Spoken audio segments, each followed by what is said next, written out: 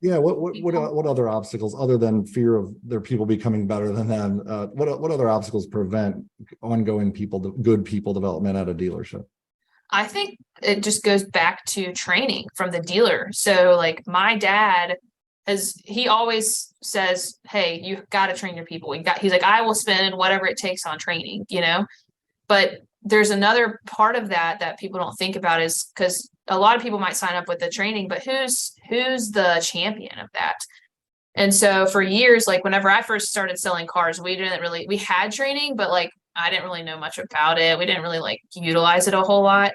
And so it was actually my cousin Brandon who went to a Cardone event, basically got super inspired and brought this back. And like he has been the champion and then got the right people like myself and Ben on board and has just been like so passionate. And that's where the change begins is having someone who's not willing to back down from the people. I mean, we had people leave. We were screwed for a little bit because we literally had our entire sales force turnover. So that sucked. We had two people selling cars at one store and one guy doing the F&I and the sales management stuff, you know, back then. And it was hard, but you have to be so committed to the change and what you want to see out of that store that it doesn't matter what it takes. Because now look at us, you know, we need more salespeople. You know, we still have some turnover stuff, but it's like we're taking it to the next level. And that's the biggest thing is just who is your champion? Who is going to make sure that it gets done?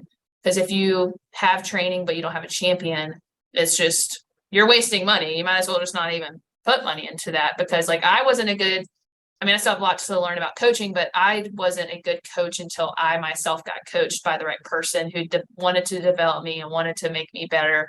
And it just starts with that. Right. It's like if everyone's responsible for something, then no one's responsible. So yeah, you're right. It almost has to, you have to say, hey, you're responsible for making sure the training is happening and it sticks. And that's such a great point. And then like who has taught, that's one of the first questions I'll ask a dealer group when we start assessing to see if coaching together makes sense or not is like, so who has taught your managers how to coach? And I remember I read 3 or 4 books on coaching back when I had that epiphany.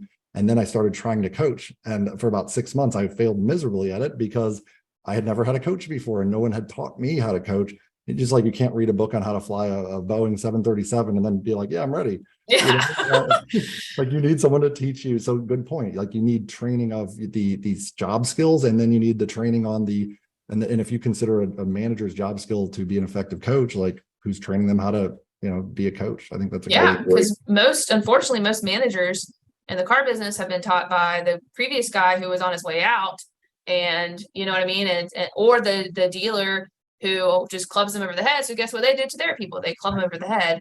And so it's like, you learn what you've been taught essentially. And it's like, if you've been taught bad ways of managing people, that's how you're going to be. But we are in a time where you need to be a leader and a coach, not a manager. Like you need to be leading the way. You need to be, hands-on with your staff, not just, hey, do this, hey, do that. Like sitting down with them and helping them see the vision and all that. And I think our guys do a great job of that in sales and service and everywhere. So that's what's great is I'm so lucky to get to do what I get to do and have the people that I have because not every dealership has that. But at the same time, we put the work in to acquire those people and to train them up. So it's just awesome. One thing for you car motivators followers, I want you guys to take note of, Brooke, and this is, I think, a strength of yours is everything you guys are doing there at the Coastal Dealer Group is you guys it's long-term thinking. You're not transactional with your customers. You're not transactional with your inventory. You're not transactional with your employees. It's all long-term thinking. And that you've got this, this North Star to aim at and never and then you can really tell when you're deviating off track because it's so clear. So for you followers, think about car motivators, viewers, and you Brooke fans that are watching this, I think that's something, a subtlety that she has here that we didn't really talk about, but I want to point out. It's always amazing to me and exciting to be in the presence of great leadership. So I really appreciate everything you're sharing, Brooke.